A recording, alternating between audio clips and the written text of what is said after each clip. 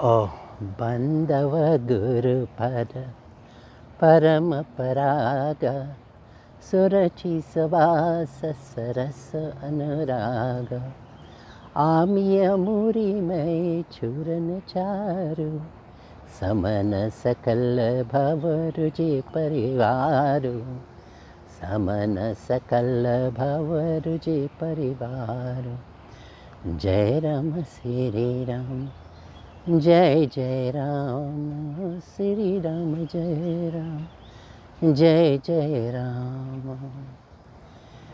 Welcome to Mandir, the Mandir that has no walls and no ceiling, the Mandir of manifestation of consciousness, the five elements, earth, water, fire, air and space.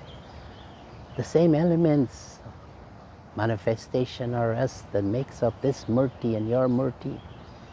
And more than that, this murti is animated. It has that ultimate, unseen, creative power, consciousness.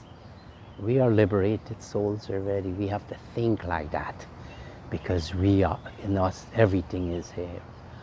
Om Purnamada Purnamidam Purnat Purnamadachyate Purnasya Purnamadhaya Purnameva Vashishyate Om. Oh, such a beautiful thing. Here we have our friends, they're listening. They're the audience this morning, and you also, the geese.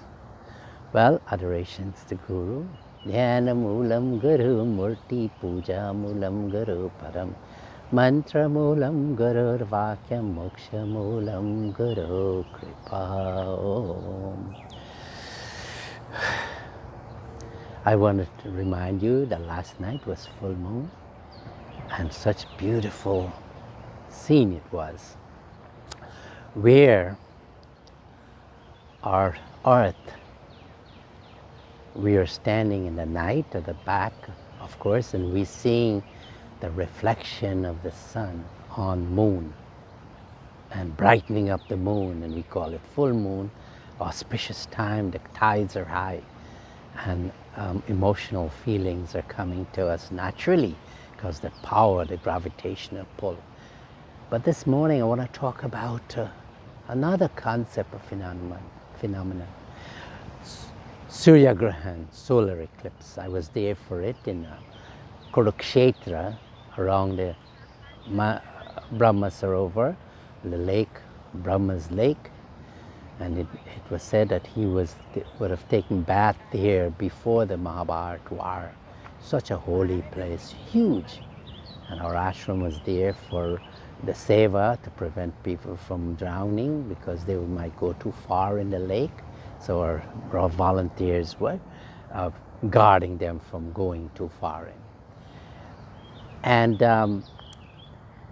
what was happening there was the moon was getting in front and partially in front of the sun and partially sun coming to the earth. And when it's in the full eclipse, you could see the halo around the moon, and so bright we had to close our eyes because it's so powerful. Anyway, after that I went and I did meditation.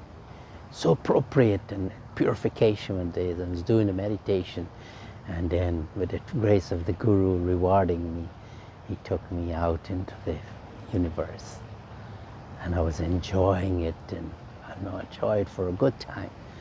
But then, you know, when the mind starts taking over, you lose that experience. Intellect also takes over, you lose that experience. And it's so beautiful.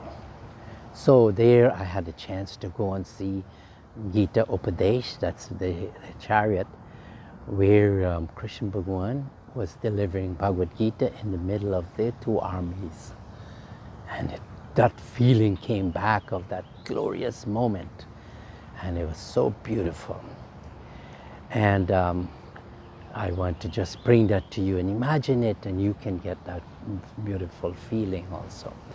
But there was also another beautiful Murti was there, Bhisham Pitam, lying on the bed of arrows after the Mahabharat war. Arjuna put a lot of arrows into him. But he was such a powerful person that he had these blessings from his father that he cannot be killed. Only by when he decides that life will be given up. And but there was a scene that was playing out during when he was being arrows would be pumping into him. Sakundi, this was a person in the previous life that Bishampitra would have gone and captured her and the two sisters for his stepbrother to become the queens. But not knowing Bishampitra, didn't know that this girl, she was already in love with someone else. So when he brought her, the king, his stepbrother, he says, no, I can't marry her because she already had someone in mind. So when she went back, that person in mind didn't want her because, oh, you went and you were with another person, you were another man. Not in a bad way, it's just that the purity wasn't there. Anyway, she had prayed that, and in the next life she would have come, she will take the form of a male. And she did, and during the Mahabharata she was fighting. And then she had the power, he then had the power to go back to that female form when he came in front of Bishampitama. And Bishampitama dropped his arrows, and then Krishna Bhagavan saw it. And then he told Arjuna, pump arrows in Bishampitama. And then Arjuna was saying, but Lord, this is my spiritual master. I reverend him so much like God. He's like God. He's a brahmachari. He has all that power. And then what happened? Krishna Bhagavan tell Arjuna, if you don't kill him now, he's going to kill you, and this war will never end. Please do it for me. I'm telling you. Bishampitama is already a liberated soul. And Arjuna pumped arrows into him. And then he fell on the ground, and he was supported by the arrows. And he had the power to determine when he's going to give up his body. And he waited for 58 days. And when the summer solstice came, the bright half of the sun, the northern part, then Bishampitama give up his body. And he, of course, became a liberated soul. So this shows the power of someone when they practice this austerity, especially brahmacharya. For the monks, we know this power, how it is, and it's the sixth sense, the power of intuition, the power that leads you into that life of salvation. So today, let us all think about this. So many things I've said, but the greatest thing, think that you are also that liberated soul. It's in your hand. It's been delivered to you. You are the murti of the five elements. You are animated by consciousness. Shed this mundane importance and attachment. This is what's keeping you in sorrow. Let it go, and then go in this lifetime, have your liberation. Hari Om Shanti Shanti Hari Om.